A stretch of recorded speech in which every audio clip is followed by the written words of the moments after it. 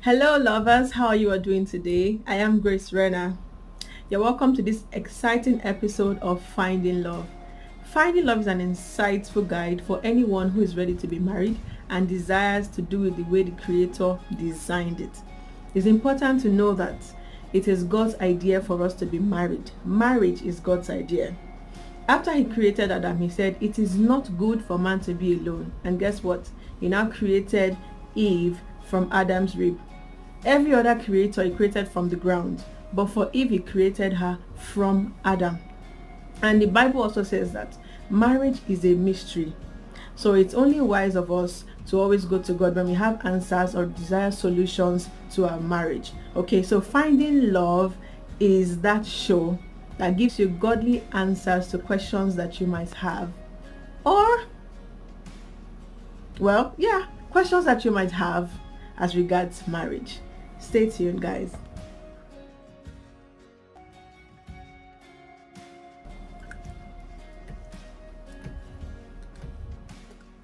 You're welcome back, guys. On our last episode of Finding Love, we started a series titled Dealing with Heartbreak, and we discussed 2 ways of dealing with heartbreak. So today we'll be continuing from there. But before we continue, I'd like to reiterate what I defined heartbreaks as. Now, heartbreak is an emotional affliction. It is a symptom of rejection. It's a feeling of anguish, distress, or sadness over a form of loss or rejection. Okay, so do go and watch it. And at this point, if you have not subscribed to our YouTube channel, please do subscribe. Okay, moving on. Number 3, find a support system.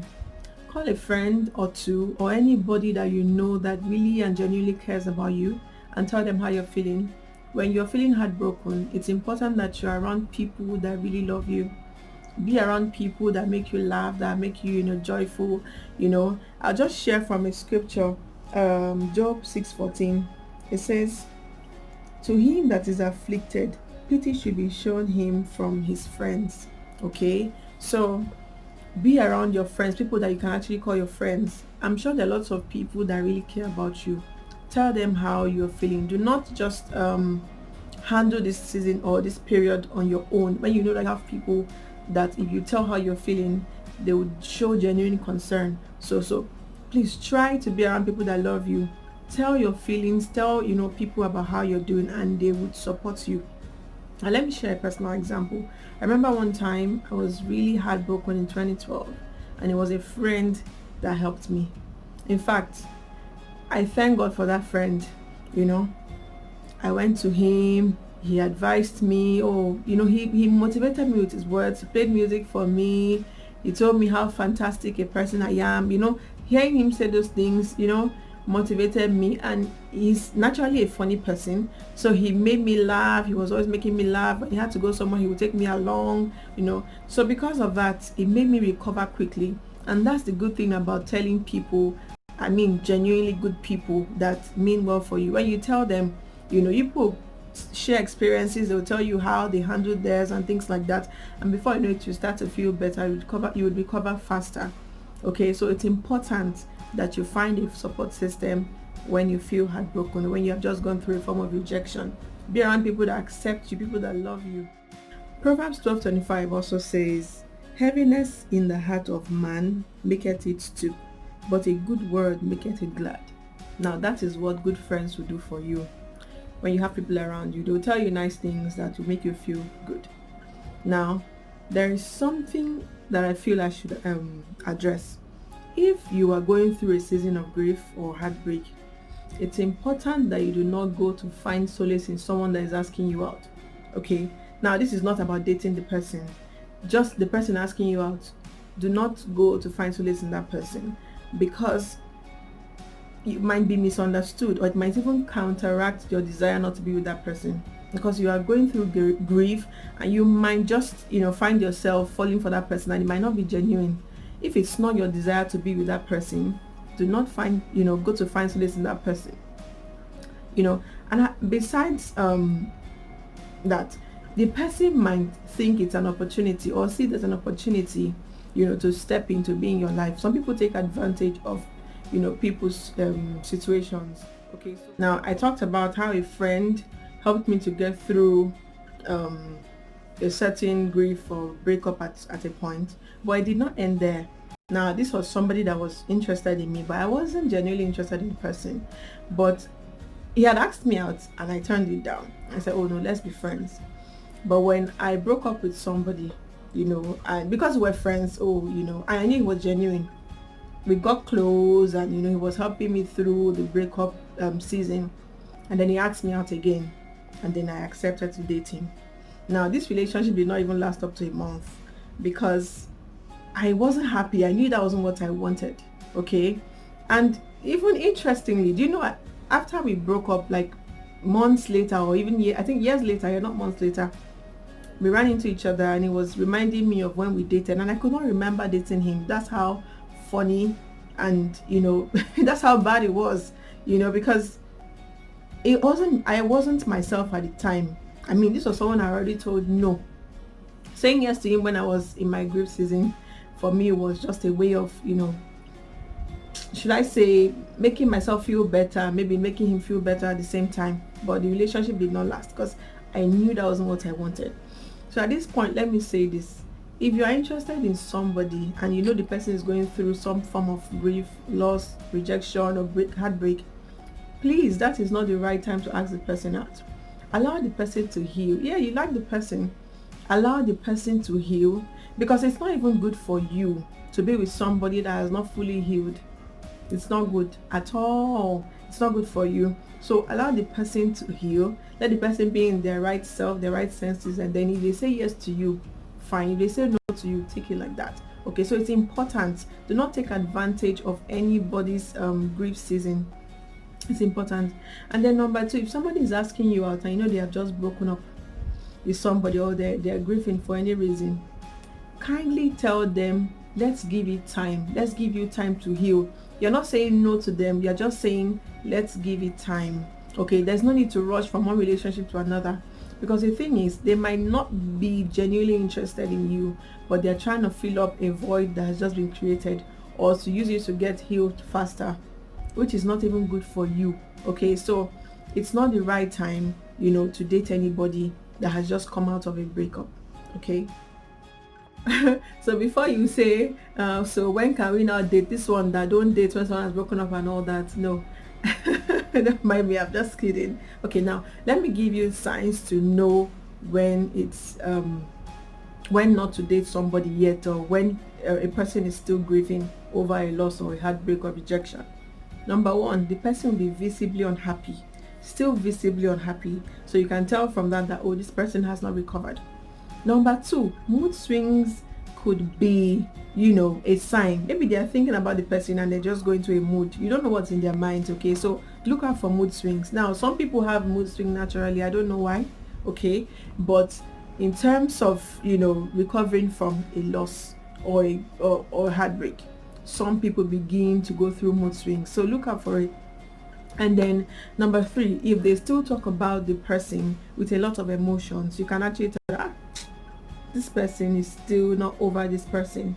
And then lastly, if they start to compare you to the person in a negative light. So for example, you start saying, or maybe you call the person and the person says, person doesn't pick, and you're like, oh, why didn't you pick my call? And the person says, why are you harassing me? That's what my ex used to do.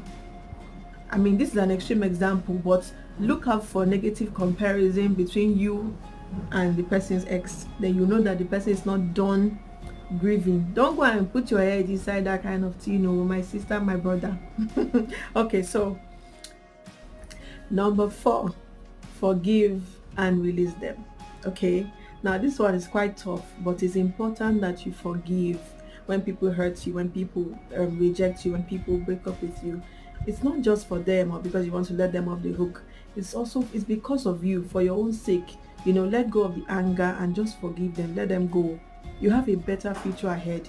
Give yourself the opportunity to be with somebody better, that will treat you better. Okay, just forgive them, release them. Because the thing is, some people might never apologize. Some might never even see that they have done you any wrong. But forgive. For your own sake, forgive. Just take it that you made a poor sense of judgment in choosing the wrong person. but there's somebody better ahead. Release them, whatever chain it is, just release them, let them go, forgive them, set your intentions to forgive them, and just move on. At least set your mind to move on, because guess what, the person in front is better than the one that has just left you, and that is the truth. I'm happy where I am today. I went through a series of heartbreaks, but where I am, I cannot even compare it to where I was. Or I'm even happy that I went through those heartbreaks, looking back now. Okay, let me share an example with you for why you should forgive. I remember I dated somebody. This heartbreak I'm talking about since this particular heartbreak. I was so hurt. So after a while, I decided to forgive the person. I started praying for the person. I'll share how to, help you forgive. But I started praying for the person, and I finally forgave the person. And I decided that, I was going to call the person up and tell him, you know what, I forgive you and I release you. So I called the person and I said, I forgive you and I release you. But even the feedback or the attitude I got was still very hurtful. But I was led by my spirit to do so, and I did it. Do you know that the person did not apologize? He just said, okay, yeah, fine, but I left him. I'm married now. But 5 years after, he called me and said, please, I'd like to see you. I was surprised. And then we saw, and he was like, oh, Grace, I'm so sorry about how I treated you the other time. You're such a wonderful lady. It was just youthful exuberance and blah blah blah. You are such a delightful person to be with. I wish I met you 10 years in future, this and that and that and that. So, but 5 years was a long time. Imagine if I had just been waiting. At the time he even apologized to me, I had already met my husband. We were getting married like 2 months or so after. So he told me he wanted to apologize. That was why I even made the effort to even see him, so that he could be free of his own guilt, because me, I'd been free since, I'd released him since, but I felt the need to listen to him and hear him out and let him know that I have released you, I have forgiven you. So it's important to release people, forgive them for your own good. Don't carry anything in your heart, so that you can give yourself space and the opportunity to love again. Okay, now I'm going to share a scripture with you in Matthew 18:21-22. Then Peter came to him and said, Lord, how often shall my brother sin against me and I forgive him? Till 7 times? Jesus said unto him, I say not unto thee until 7 times, but until 70 times 7. So Jesus advised us to keep, 70 times 7 is like just keep forgiving, forgive, because people will hurt you. But for your own good, do not hold anything in your heart. Yes, it might take time. You might take time to get to that point, but don't let it linger. As soon as they do it, give yourself time to heal and then just forgive them. Now, let me tell you some ways by which you can easily forgive. Number 1, pray for God to help you heal. It's important. For every breakup I went through, I prayed that God should help me heal. He is the healer. God is a healer. He helps me to heal. Number 2, pray for them. Pray for the person. Pray for them.